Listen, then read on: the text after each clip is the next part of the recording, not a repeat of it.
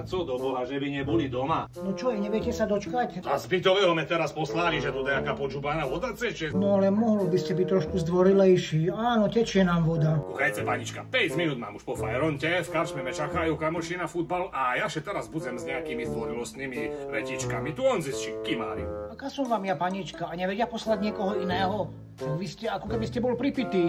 Mám sebe dať 3 borovičky, ale znám za to, co vidím. A keďže vám nelúbi táto tú haváriu, naj vám uprace svokra dojde.